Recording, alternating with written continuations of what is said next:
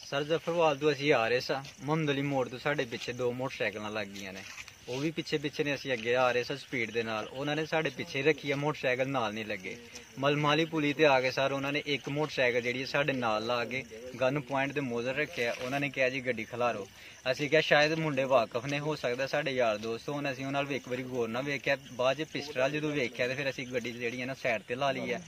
उस तो बाद उन्होंने कहा जो कुछ है जे कट दो ਜਿਹੜਾ ਮੇਰੇ ਪਿੱਛੇ ਮੁੰਡਾ ਬੈਠਾ ਹੈ ਸ਼ਰਾਫਤ ਉਹਦੇ ਕੋਲ ਸੀ ਉਹਨੇ ਚਪੇੜ ਮਾਰੀ ਉਹਨੇ ਕਿਹਾ ਜੋ ਹੈ ਕੱਢ ਦੇ ਉਹਨੇ ਕਿਹਾ ਮੇਰੇ ਕੋਲ ਪੈਸੇ ਹੈ ਨਹੀਂ ਜੇ ਕੋਈ ਚੀਜ਼ ਨਹੀਂ ਮੋਬਾਈਲ ਹੈ ਮੋਬਾਈਲ ਲੈ ਲਓ ਉਹਨਾਂ ਨੇ ਮੋਬਾਈਲ ਲੈ ਲਿਆ ਉਹ ਨਾਲ ਹੀ ਇੱਕ ਦੋ ਚਪੇੜ ਕੱਢ ਮਾਰੀ ਹੈ ਫਿਰ ਮੇਰੇ ਵੱਲ ਹੋ ਗਏ ਨੇ ਮੇਰੇ ਉਹਨਾਂ ਨੇ ਪਿਸਟਲ ਰੱਖਿਆ ਸੀ ਆਪਣਾ ਗਰਦਨ ਤੇ ਉਹਨਾਂ ਨੇ ਕਿਹਾ ਜੋ ਕੁਛ ਹੈ ਕੱਢ ਦੇ ਮੈਂ ਕਿਹਾ ਬਈ ਮੇਰੇ ਕੋਲ ਪੈਸੇ ਹੈ ਨੇ ਪੈਸੇ ਲੈ ਲਓ ਸਾਨੂੰ ਛੱਡ ਦਿਓ ਉਹਨਾਂ ਨੇ ਪੈਸੇ ਲਏ ਨੇ ਪੈਸੇ ਲੈ ਕੇ ਉਸ ਤੋਂ ਬਾਅਦ ਉਹਨਾਂ ਨੇ ਕਿਹਾ ਚੁੱਪ ਕਰਕੇ ਨਿਕਲ ਜਾਓ ਤੇ ਉਹ ਇੱਥੋਂ ਗੱਡੀ ਵਾਪਸ ਕਰ ਗਏ ਨੇ ਨਾਲ ਹੀ ਦੂਸਰੇ ਨੇ ਕਿਹਾ ਦੀ ਮੋਟਰਸਾਈਕਲ ਦੀ ਚਾਬੀ ਵੀ ਖੋਲ ਹੈ ਉਹਨੇ ਨਾਲ ਹੀ मोटरसाइकिल की चाबी खोई है तो वापस चला गए ने सर उस तो बाद छन्नी जाके सर टर्न हो गए ने छन्नी वाले रस्ते ये तुहाडे नाल जफरवाल तो लगे ने जी सर मुहम्मद अली मोड़ तो साढ़े पिछे लगे ने